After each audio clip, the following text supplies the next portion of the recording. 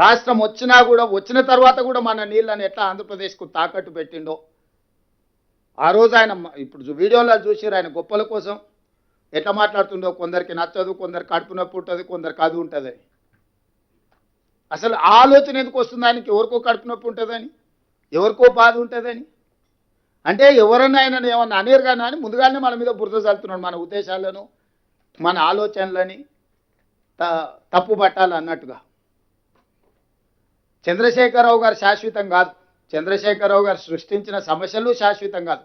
నీటి కేటాయింపులే శాశ్వతం, మన హక్కులు శాశ్వతము. మన శాశ్వతమైన నీటి హక్కుల కోసము మనం ఖచ్చితంగా ఒక స్పష్టమైన విధానంతో ముందుకు వెళ్ళాలి.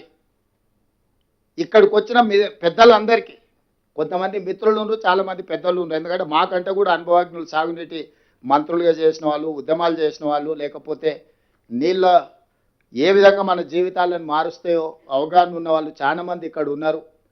మీ అందరికీ ముఖ్యమంత్రిగా నా విజ్ఞప్తి ఒకటే, ఇది మనందరం బాధ్యతగా గుర్తించి మనందరం కలిసికట్టుగా ఒకే మాటను వినిపించాలి. ఈరోజు చంద్రశేఖరరావుతోని పంచాయతీ పెట్టుకునే దానికంటే మన హక్కులను ఎట్లా సాధించుకోవాలని ఆలోచన చేయడం కీలకం. ఈ సమావేశంలో ఉద్దేశం చంద్రశేఖరరావు గారిని విమర్శించడం కోసం కాదు ఈ సమస్య. ఇక్కడ ఈ సమావేశం మన నీటి కేటాయింపులను, హక్కులను ఏ విధంగా సాధించుకోవాలి, మన నీటి కేటాయింపులను, హక్కులను సాధించుకోవాలంటే మనం కేంద్ర ప్రభుత్వం మీద నిరంతరం ఒత్తిడి చేయాలి, నిలదీయాలి. ఇదే మన ఎజెండా. బీఆర్ఎస్ సచ్చిన పాము, దాని గురించి మీరేం సమయం వృధా చేసుకోకండి. కానీ బీజేపీ మన నీటి కేటాయింపుల మీద 11 సంవత్సరాల నుంచి ఏ నిర్లక్ష్యం వహించిందో, ఏ సహాయ నిరాకరణ చేసిందో ఈరోజు కూడా అదే విధానంతో ముందుకు పోతున్నారు.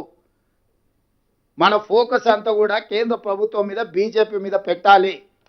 బీజేపీ పరోక్షంగా కేసీఆర్ను బతికించడానికి ఈరోజు ప్రయత్నం చేస్తున్నారు. దానికి ప్రధాన పాత్ర పోషిస్తున్నది కిషన్ రెడ్డి గారు. కిషన్ రెడ్డి గారు మాట్లాడే ప్రతి మాట కేటీఆర్ ఆఫీస్ నుంచి వచ్చే ప్రెస్ నోటే కిషన్ రెడ్డి గారు మాట్లాడుతూ ఉంటారు. నేను ఇది అధికారికంగా ఆరోపణ చేస్తున్న కిషన్ రెడ్డి గారి మీద. ముఖ్యమంత్రిగా నేను వారి ఇంటికి వెళ్ళి కలిసి వచ్చిన. ఉత్తమ్ కుమార్ రెడ్డి గారు కలిసినారు, కోమటిరెడ్డి గారు కలిసినారు. తెలంగాణ రాష్ట్ర సమస్యల మీద, అనుమతుల మీద ఏ ఒక్క రోజు కూడా మమ్మల్ని ఏ మంత్రి దగ్గరికి తీసుకెళ్ళలే. కలిసినప్పుడు ఇచ్చిన కాగితం తీసుకుంటాడు, మేము లేనప్పుడు పోయి మంత్రులతో మాట్లాడొస్తాడు.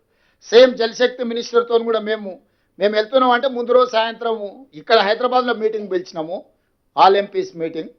లేదు నాకు ఢిల్లీలో మీటింగులు ఉన్నాయన్నాడు. సరే మంచిది, రేపు మేము ఢిల్లీకి వచ్చిన మంత్రిని కలవడానికి మాతానికి రాండి అంటే ఆ ముందు రోజే సాయంత్రం పోయి మంత్రి గారికి ఏం చెప్పిండో. సీక్రెట్ ఎందుకు కిషన్ రెడ్డి గారు? నువ్వు నిజంగా ప్రజల పక్షాన, తెలంగాణ పక్షాన చెప్పేది ఉంటే మేము వచ్చేటప్పటికి నువ్వు అక్కడ మంత్రి దగ్గర కూర్చుంటే నువ్వు కూడా కేంద్ర మంత్రివే కదా, నీకు కూడా విజ్ఞప్తి చేస్తాం కదా, మా ఆవేదన ఏందో మీకు కూడా చెప్తాం కదా. మెట్రోకి పోతే అర్బన్ డెవలప్మెంట్ మినిస్టర్ మాకంటే ముందు రోజే పోయి కలిసి వస్తాడు. జలశక్తి మినిస్టర్ దగ్గర మేము అపాయింట్మెంట్ తీసుకుంటే మాకంటే ఒక రోజు ముందు పోయి కలిసి వస్తాడు. ఇది గ్లేరింగ్గా కనిపిస్తుంది కిషన్ రెడ్డి గారు. మీకేమనిపిస్తుందో నాకు తెలియదు, కానీ మీరు వ్యవహరిస్తున్న తీరు అనుమానాలు కలిగిస్తుంది. ఈ అనుమానాలను నివృత్తి చేయడమే కాదు, తెలంగాణ ప్రజల అవసరమైన హక్కులను సాధించడానికి మీరు ప్రయత్నం చేయాలి. మీరు మీ బాధ్యత నుంచి తప్పించుకోలేరు. కాబట్టి ఈ సమావేశంలో ఉన్న వాళ్ళు సాంకేతికపరమైన వివరాలు, న్యాయపరమైన అంశాలు, రాజకీయపరమైన విధానంలో మనం ఫోకస్డ్గా గవర్నమెంట్ ఆఫ్ ఇండియా మీద, మోడీ గారి ప్రభుత్వం మీద, కిషన్ రెడ్డి గారి వ్యవహార శైలి మీద మనందరం గ్రామాన మాట్లాడాలి. మన హక్కులను కాపాడే శక్తి నరేంద్ర మోడీ గారికి, బీజేపీకి ఉన్నది. రాష్ట్రాల యొక్క హక్కులను కాలరాయడానికి వాళ్ళకి 8 మంది ఎంపీలను ఇవ్వలేదు. ఇది సుస్పష్టం.